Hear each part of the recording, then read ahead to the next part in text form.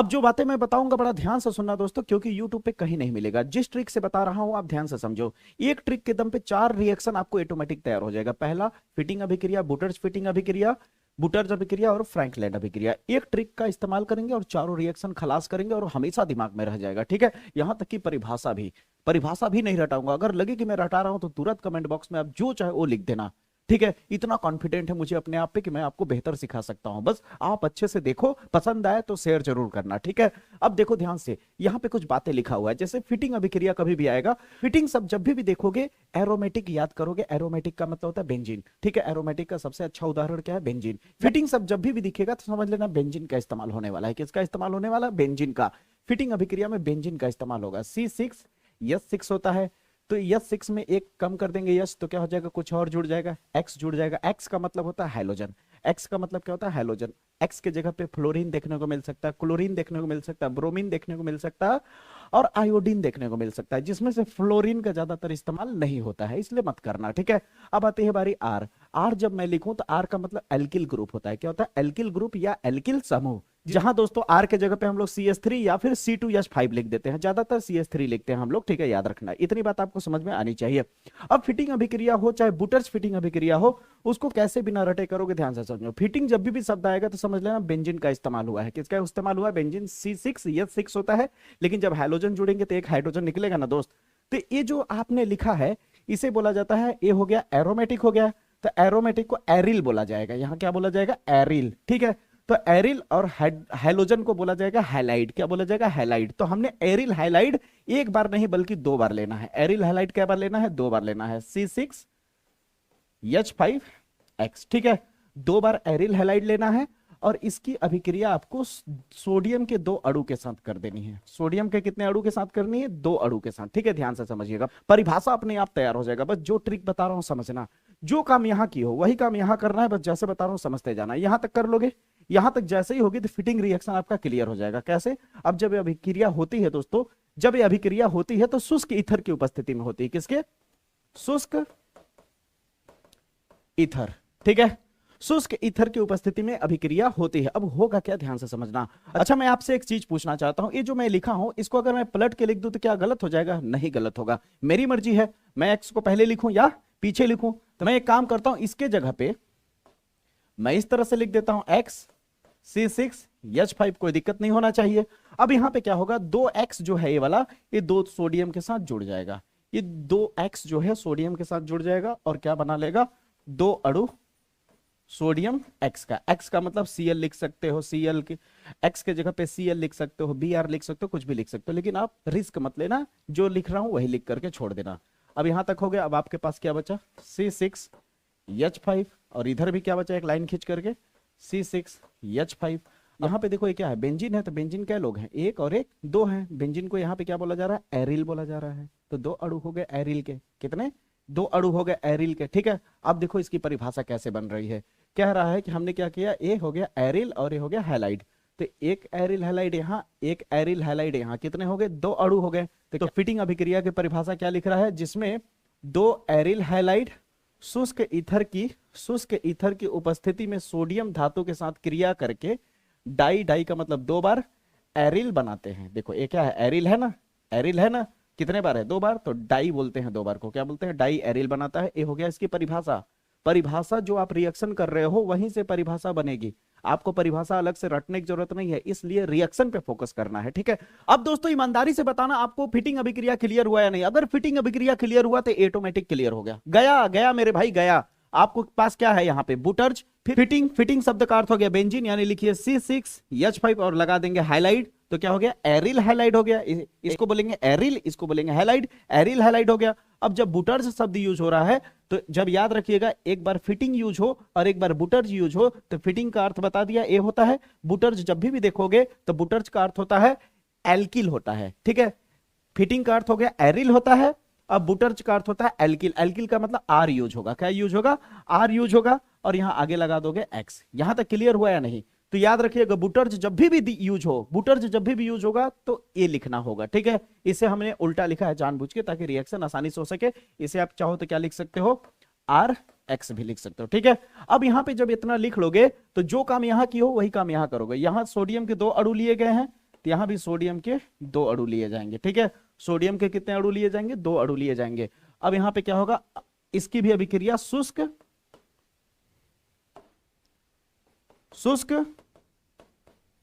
Ether की उपस्थिति में होगा। और जैसे यहां पे 2 सोडियम 2 हाइड्रोजन के साथ जुड़ गया था, उसी तरह यहां पे भी 2 सोडियम 2 हाइड्रोजन के साथ जुड़ जाएगा और यहां पे 2 अणु सोडियम हाइड्रोजन के साथ यानी सोडियम हाइलाइड बना लेगा। और यहां पे क्या हो जाएगा आपका C6H5, इसके साथ क्या जुड़ जाएगा आपका? R जुड़ जाएगा। बताइए, इसे बोलते हैं बुटर्ज फिटिंग अभिक्रिया। ईमानदारी से बताओ क्लियर हुआ या नहीं? आपको कहीं ऐसा लग रहा है रट रहे हो? आपको एक बार में अब दिमाग में आ गया होगा, हाँ फिटिंग का शब्द होता है बेंजीन यूज करना है हाइड्रोजन के साथ 2 ठो और सोडियम का यूज करना है 2 बार।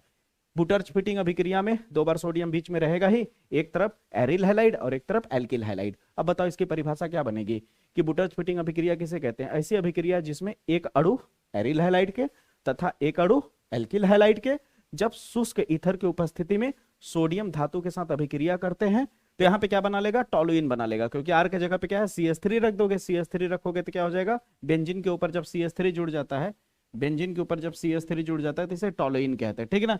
या ये सब भूल भी जाओ तो बस इतना लिख देना कि एक अणु एरिल हैलाइड और एक अणु एल्किल हैलाइड जब सोडियम धातु के साथ शुष्क ईथर की उपस्थिति में अभिक्रिया करते हैं तो इस तरह की अभिक्रिया को बुटर्ज फिटिंग अभिक्रिया कहते हैं। समझ आई मेरी बात? ये क्लियर हुआ? अब चलते हैं अगले पे। अब यहाँ पे देखो बुटर्ज अभिक्रिया, बुटर्ज का मतलब होता है, बताया था ना अभी, RX होगा। बुटर्ज जब भी देखोगे तो क्या लगाओगे? RX लगाओगे। अब यहाँ पे जैसे अगर आप ध्यान दो तो यहाँ फिटिंग शब्द यूज हुआ था, बुटर्ज यूज नहीं हुआ था। तो फिटिंग शब्द केवल यूज हुआ था तो इसी को 2 बार लिख दिया था। ठीक है, उसी तरह यहाँ बुटर्ज यूज हुआ है, फिटिंग यूज नहीं हुआ था, केवल अकेला बुटर्ज यूज हुआ है। तो इसका मतलब R यहाँ पे 1 बार नहीं, RX 2 बार यूज करोगे RX। अब ध्यान से देखोगे तो सब चीज धीरे धीरे क्लियर हो रहा होगा। और बीच में क्या लगा दोगे? बीच में क्या लगा दोगे? 2 बार सोडियम लगा दोगे। बीच में क्या लगा दोगे? 2 बार सोडियम। और अभिक्रिया किसकी उपस्थिति में होगा? शुष्क ईथर की उपस्थिति में होगा। और यहां से इस तरह कच कच मार दोगे और आपका आ जाएगा R2Na और क्या हो जाएगा आपका? X। हो गया बुटर्ज अभिक्रिया। 3 रिएक्शन गया। परिभाषा मैं नहीं बनाऊंगा, तुम बताओ क्या होगा परिभाषा? सोचो, तुरंत बोल दोगे कि एल्किल हैलाइड है, ये भी एल्किल हैलाइड, ये भी है, यानी 2 अणु एल्किल हैलाइड जब शुष्क ईथर की उपस्थिति में सोडियम के साथ अभिक्रिया करती है तो उसे बुटर्ज अभिक्रिया कहते हैं। That's all. कितना इजी मेरे भाई, क्लियर हुआ? अब आते हैं फ्रैंकलैंड।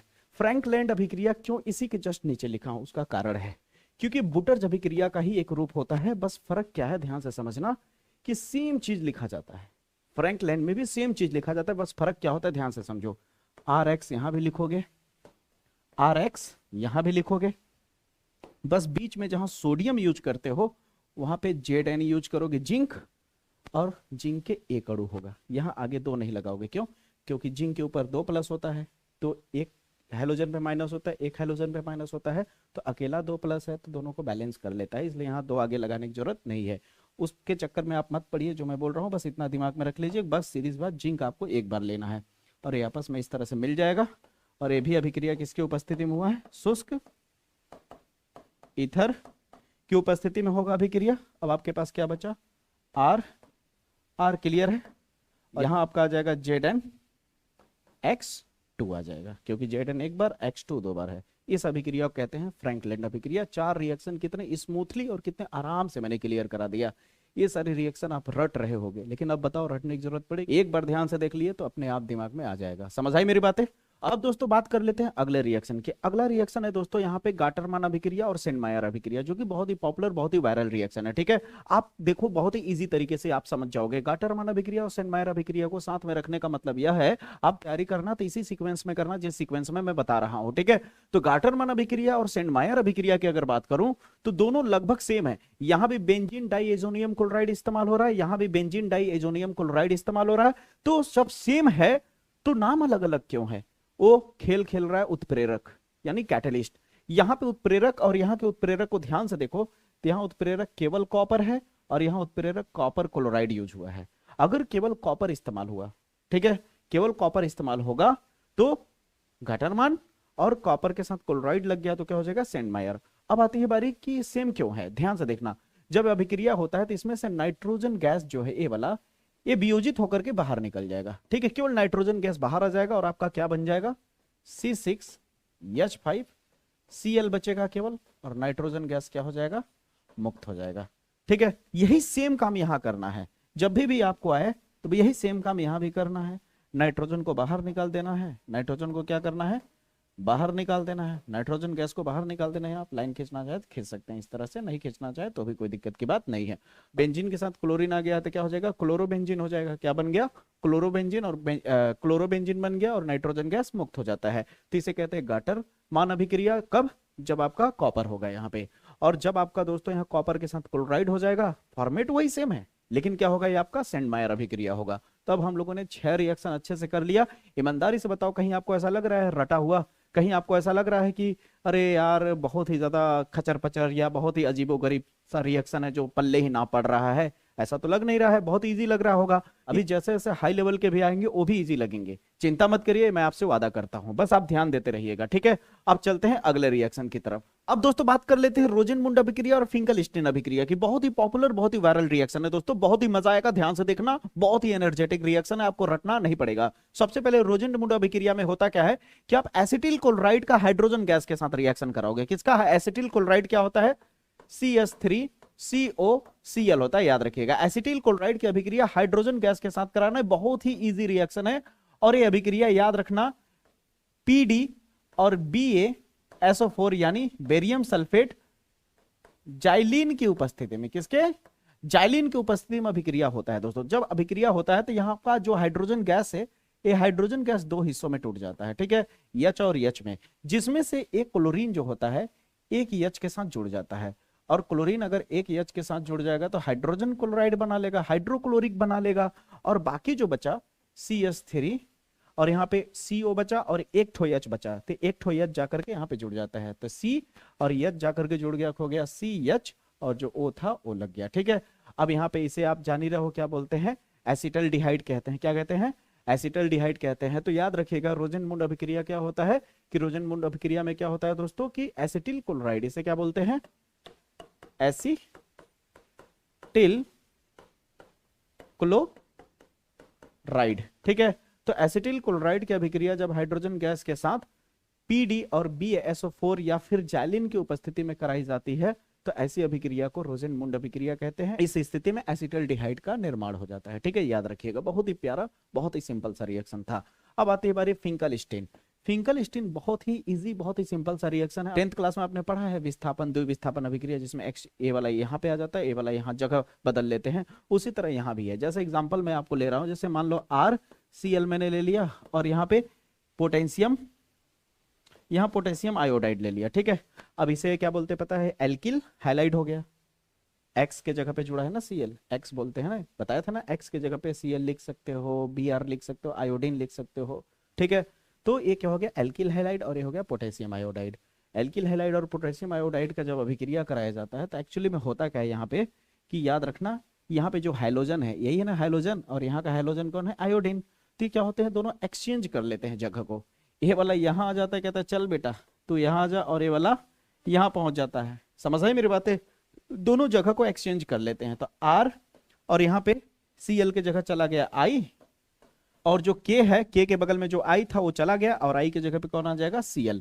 इस अभिक्रिया को कहा जाता है फिंकलस्टीन अभिक्रिया। अब बताओ क्लियर हो रहा है या नहीं, मजा आ रहा है कि नहीं? कितना सिंपल सिंपल चीजें हैं और बहुत ही पॉपुलर और बहुत ही वायरल है। समझ है मेरी बातें? डेफिनेशन कैसे तैयार किया जाता है वो भी तरीका बता दिया। रिएक्शन अगर अच्छे से मुट्ठी में आ गया तो डेफिनेशन ऑटोमेटिक इजीली तैयार हो जाएगा। समझ आई मेरी बातें? अब चलते हैं अगले रिएक्शन की तरफ। अब चलते हैं दोस्तों अगले रिएक्शन की तरफ। एक चीज और छूट गया है यहाँ पे, इसको भी लिख देता हूं। यहाँ पे उपस्थिति एसीटोन होता है, एसीटोन की उपस्थिति में अभिक्रिया होती है। ठीक है, अब चलते हैं हम लोग अगले रिएक्शन की तरफ। अब बात कर लेते हैं इन दोनों रिएक्शन की। दोस्तों कह रहा है हुंस-डीकर अभिक्रिया क्या है और स्मिट अभिक्रिया क्या है। बहुत ही प्यारा, बहुत ही पॉपुलर रिएक्शन ये भी है। जितना भी मैं करा रहा हूं उससे बाहर बोर्ड एग्जाम में आ ही नहीं सकता, क्योंकि आता है तो इन 15 के अंदर से ही आता है। इसलिए नेमिंग रिएक्शन सीखने के बाद डर तो एकदम खत्म कर देना, आपका अच्छा खासा मार्क्स का तैयारी नेमिंग रिएक्शन से हो जाएगा। ठीक है, अब ध्यान से देखिए, कह रहा है हुंस-डीकर अभिक्रिया क्या है। हुंस-डीकर अभिक्रिया में क्या होता है, याद रखिएगा दोस्तों। हुंस-डीकर अभिक्रिया में हम सिल्वर का लवण यूज करते हैं। किसका यूज करते हैं? सिल्वर लवण, जिसे हम लोग बोलते हैं दोस्तों, याद रखिएगा RCOO।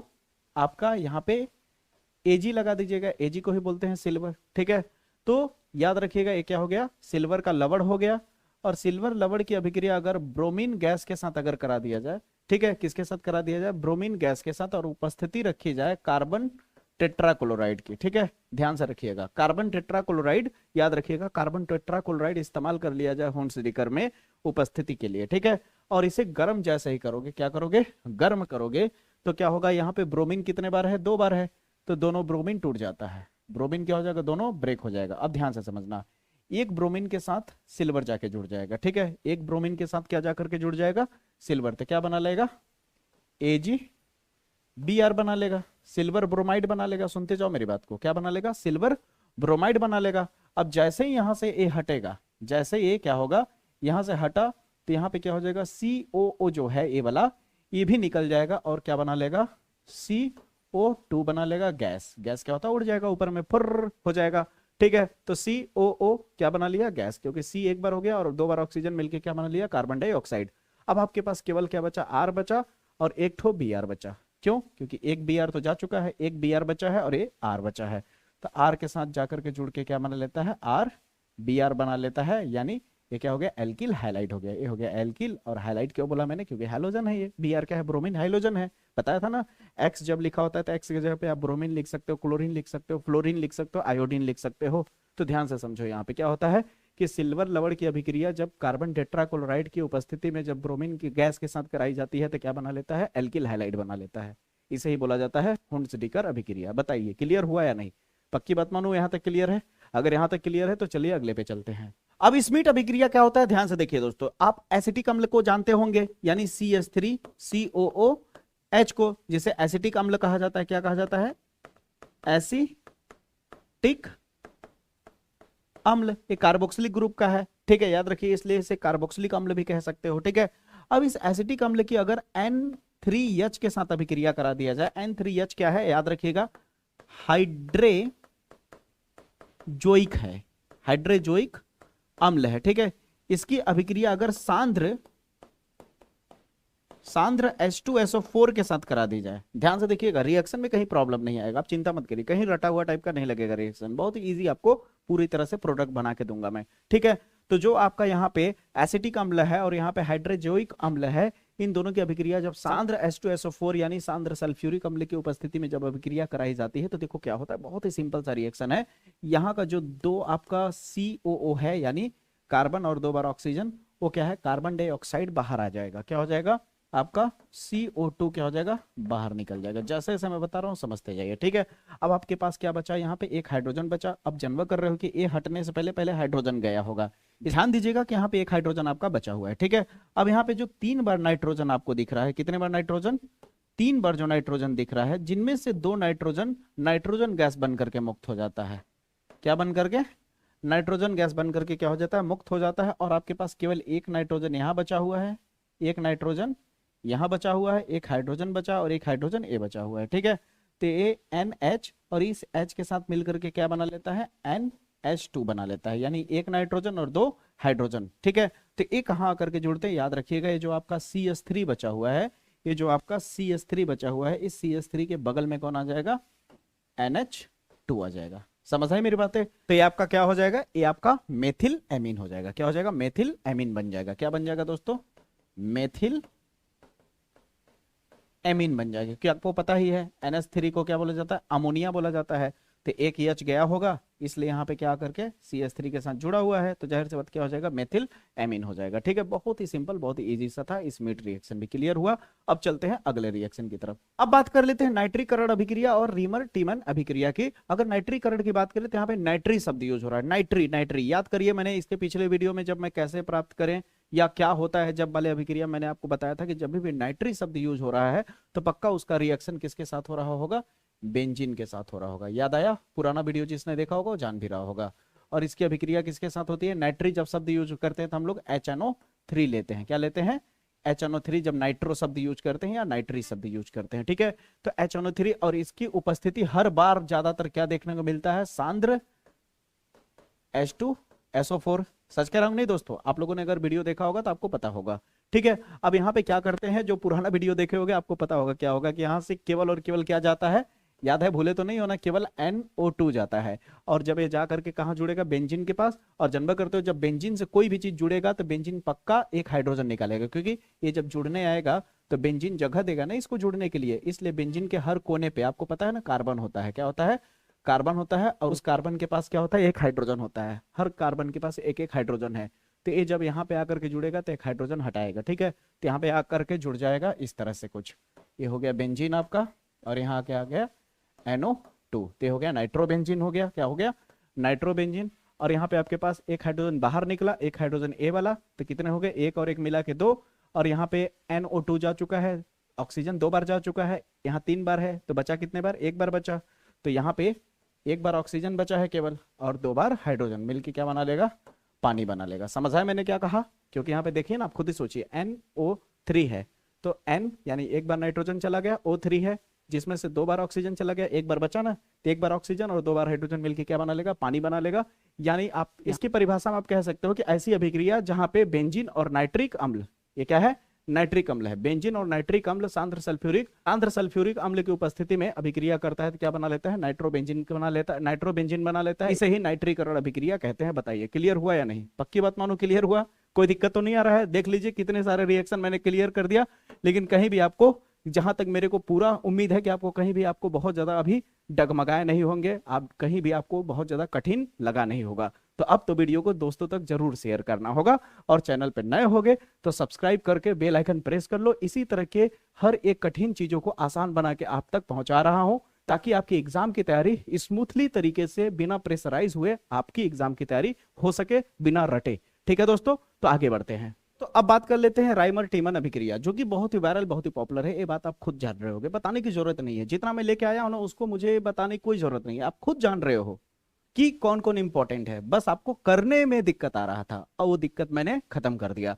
अब आती है बारी रीमर टीमन अभिक्रिया या राइमर टीमन अभिक्रिया। क्या होता है, ध्यान से समझना। अगर आप फिनॉल, किसको, फिनॉल जानते हो ना, बेंजीन के ऊपर अगर डायरेक्ट OH आके जुड़ जाए तो उसे क्या बोलते हैं, फिनॉल कहते हैं। क्या कहते हैं, फिनॉल। और क्लोरोफॉर्म CHCl3, अगर क्लोरोफॉर्म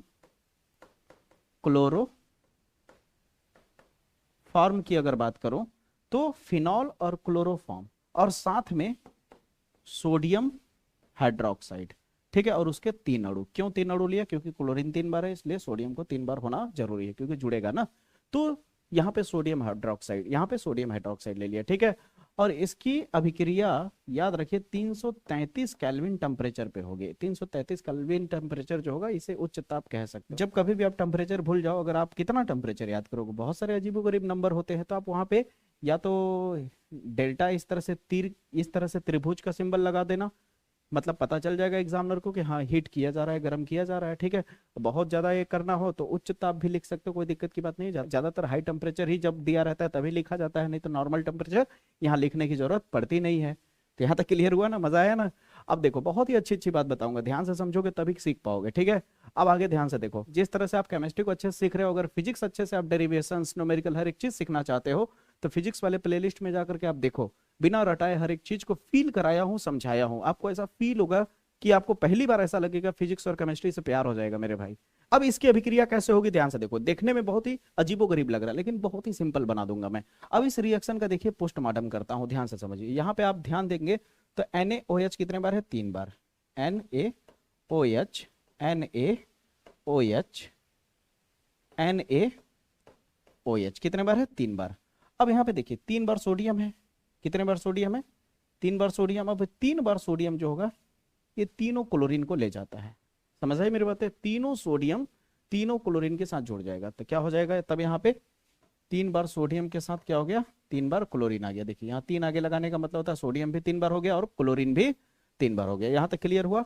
अब आप ध्यान से देखोगे तो बड़ा मजा आएगा, समझने में भी मजा आएगा और मुझे समझाने में भी मजा आएगा। अब ध्यान से देखने की कोशिश करना, समझने की कोशिश करना।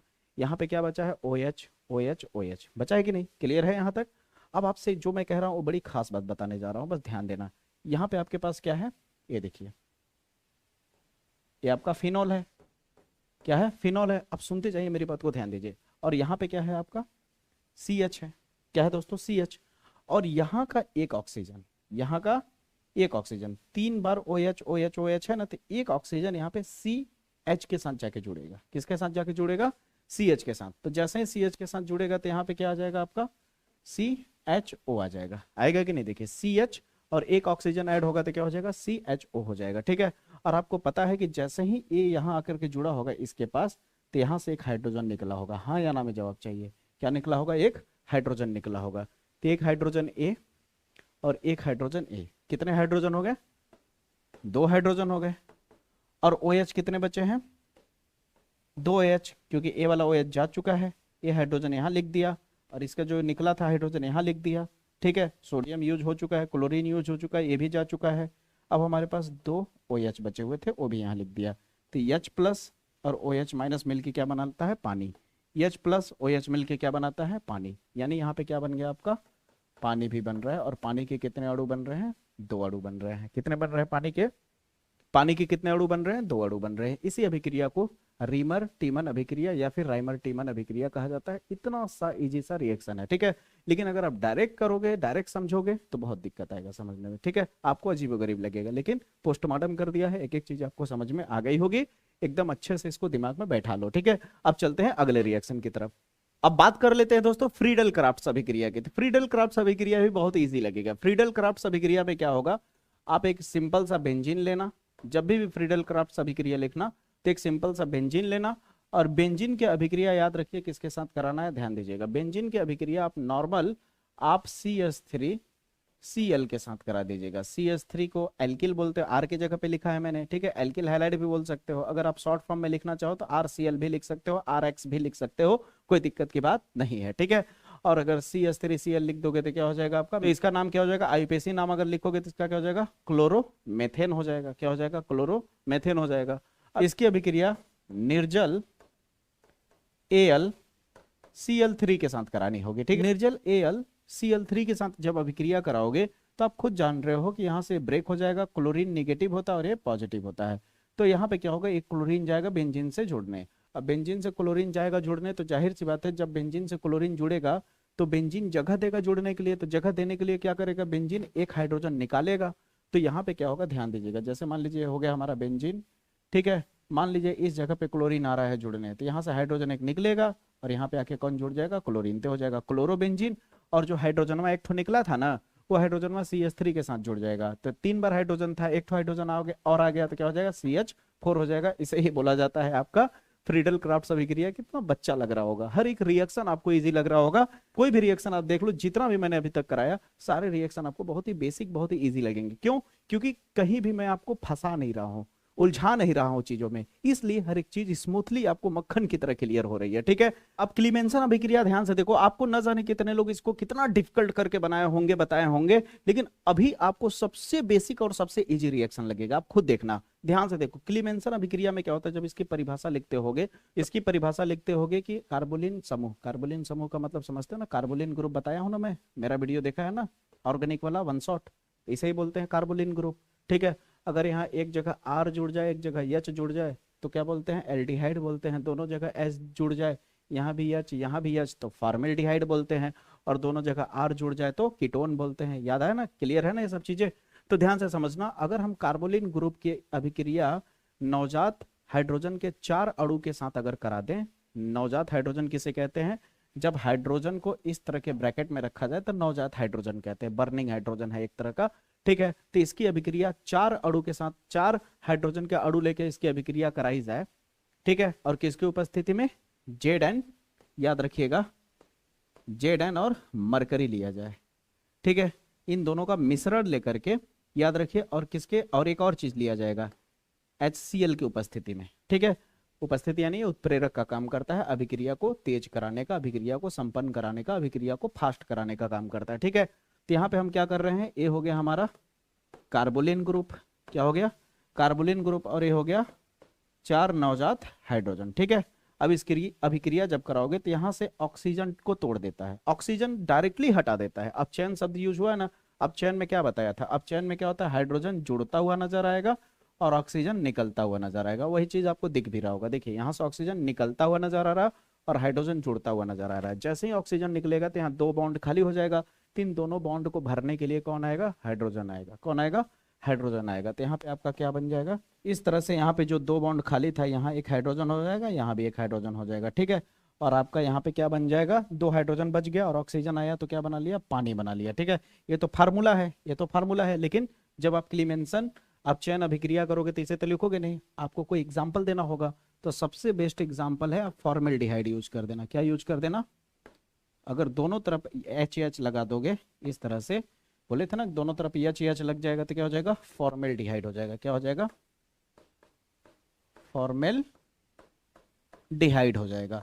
और फॉर्मेल्डिहाइड की अभिक्रिया 4 नवजात हाइड्रोजन के साथ अगर कराते हो, किसके, ZnHg प्लस सांद्र HCl ले लेना यहाँ पे, ठीक है। अभिक्रिया कराओगे तो यहाँ से ऑक्सीजन हटेगा और 2 ऑक्सीजन, यहाँ से ऑक्सीजन हटेगा और 2 हाइड्रोजन के साथ मिलके पानी बना लेगा। और यहाँ पे क्या बचा आपका, ये तो पहले ही से है 2 हाइड्रोजन, ठीक है। अब यहाँ पे कार्बन के पास 2 बॉन्ड जो थे, ऑक्सीजन जाने की वजह से 2 बॉन्ड क्या हो गए, खाली हो गए। क्या हो गए बच्चा, खाली हो गए। तो यहाँ पे 4 हाइड्रोजन था, 2 हाइड्रोजन पानी बना लिया ऑक्सीजन के साथ जुड़ करके, और 2 हाइड्रोजन जो बचा था वो यहाँ पर आ गया। यहाँ पे देखा जाए तो कार्बन के साथ 4 हाइड्रोजन है, या इसे आप चाहो तो ऐसे भी लिख सकते हो CH4। CH4 किसे बोलते हैं, मेथेन को बोलते हैं। किसको बोलते हैं, मेथेन को, ठीक है। इस तरह ले सकते हो, या कई और के साथ रिएक्शन कीटोन के साथ भी करा सकते हो, कोई दिक्कत की बात नहीं है, ठीक है। किसी के साथ भी कराओ, बस कार्बोलिन ग्रुप होना चाहिए, चाहे वो कीटोन हो, चाहे आपका एल्डिहाइड हो, चाहे आपका फॉर्मेल्डिहाइड हो, ठीक है। इसकी जब 4 नवजात हाइड्रोजन अणु के साथ अगर इसकी उपस्थिति में अभिक्रिया होती है तो इसी प्रकार की अभिक्रिया को क्लीमेंसन अपचयन कहा जाता है। अब बताओ ईमानदारी से, जितने रिएक्शन मैंने बताया कि आपको एकदम अच्छे से क्लियर हुआ या नहीं। अगर आपको क्लियर हुआ हो, मेरा बताया हुआ तरीका अच्छा लगा हो कि आपके एजुकेशन में थोड़ी मैंने वैल्यू ऐड कर दी है, प्लीज सब्सक्राइब कर लेना चैनल को, ताकि मेरी वीडियो आप तक लगातार पहुंचे। अगर मेरा बताया हुआ तरीका आपको पसंद आ रहा है तो अगर आप सपोर्ट करेंगे तो मैं जरूर कोशिश करूंगा जल्द से जल्द लाइव आने के लिए, ये मैं आपसे वादा करता हूं, ठीक है। आपको बेहतर तोहफा दूंगा नए साल पे, चिंता मत करिए, लाइव क्लास डेली ला करके, ठीक है। बस मैं चाहता हूं कि आप, हाथ जोड़ के निवेदन करता हूं कि आप सभी मेरा सपोर्ट करिए। चैनल छोटा है, अगर आप सपोर्ट नहीं करेंगे तो कौन करेगा, ठीक है। इस चैनल को आप लोग मिल करके जरूर आगे बढ़ाइए, क्योंकि ये मेरा नहीं, आपकी ही धरोहर है ये चैनल, आपका ही बनाया हुआ ये चैनल है, नहीं तो मैं क्या हूं, कुछ नहीं आपके बिना। तो उम्मीद करता हूं कि वीडियो जरूर अच्छा लगा होगा, इसलिए चैनल को जरूर सब्सक्राइब करके बेल आइकन जरूर प्रेस कर लीजिएगा और वीडियो को अपने दोस्तों तक जरूर शेयर करिएगा। मुलाकात करूंगा अगले वीडियो में, तब तक के लिए जय हिंद, जय भारत।